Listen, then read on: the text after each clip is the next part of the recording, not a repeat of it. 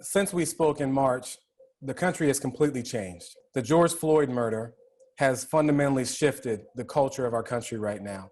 Can you speak to us, Senator, around what your thoughts are around the civil unrest that you've seen throughout the country over the last 60 days? Yeah, well, my heart goes out to the Floyd family. No family should ever have to watch their loved one murdered. And it's not just the buildings in our country that are smoldering. The very soul of our country is on fire.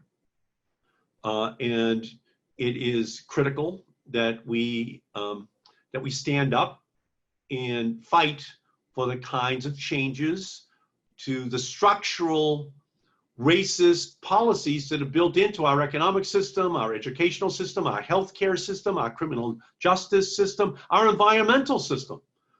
It's all structurally racist. And what has happened is that the coronavirus exposed who essential workers are, and it turns out they're Black and brown disproportionately. They're immigrants. They have to go to work in person because they can't Zoom to their jobs in a supermarket, in the sanitation department. They have to show up, and then they're at risk, and as a result, they have a risk of bringing it home to their own families.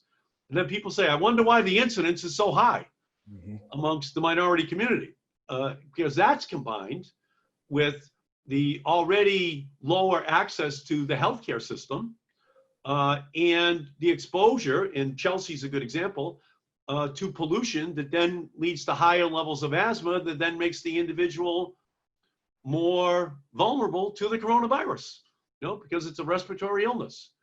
So from my perspective, we can now see all these things very clearly, night after night, not one night, not two nights.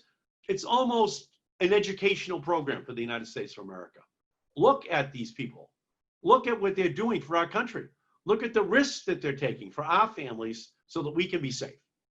And so from my perspective, it now calls for our country to pass the changes that are needed to ensure that those families get the sick leave they need, those families get the child care they need, those families get the income which they need, that the criminal justice system is changed. I'm a co-sponsor initially of the resolution with Kamala Harris and Cory Booker to just abolish qualified immunity.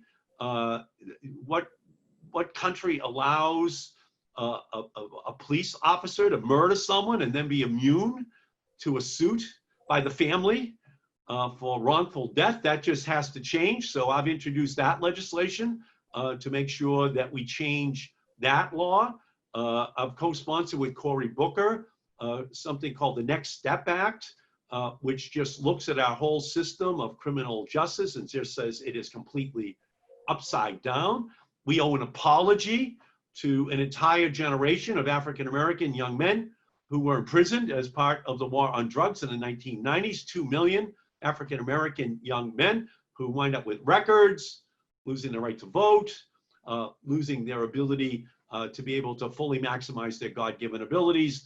In the 21st century, when we had an opioid crisis, white people were affected by it. Everyone said, well, let's have treatment, not incarceration. Well, back in the 90s, people said, well, let's have incarceration and not treatment, when it was a drug affecting the Black community. So we just have to say, we're going to do away with 3 strikes and you're out. We're going to do away with mandatory minimums. We're going to do away with private prisons, which is essentially an industry created around incarcerating people. We're going to end the school to prison pipeline, which we have created in our country, so that we can move towards real justice. We have to ban chokeholds. We have to ban the use of tear gas on individuals in our society.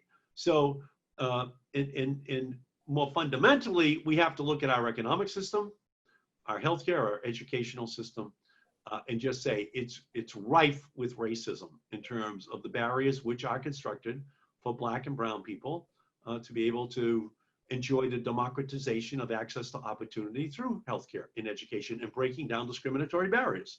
So we're at that point. We're at the historic juncture, and I think it's extremely reassuring that millions of people in all 50 states are up, and they're out on the streets, and they're saying change must take place.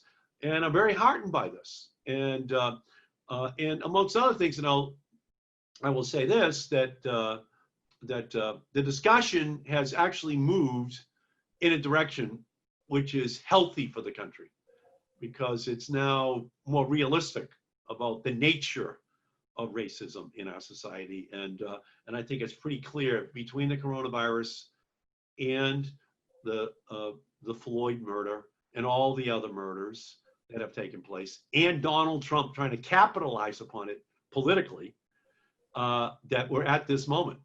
You know, when I look at Trump, I think he's kind of channeling George Wallace in 1968 and Richard Nixon in 1968 and P.T. Barnum to kind of turn this whole country into a racist circus for his own short-term political benefit. And that's what angers me. That's what gets me up in the morning, you know, to say this is what we have to do. This is what we have to fight. This is what we have to change in our society. So thank you for that question.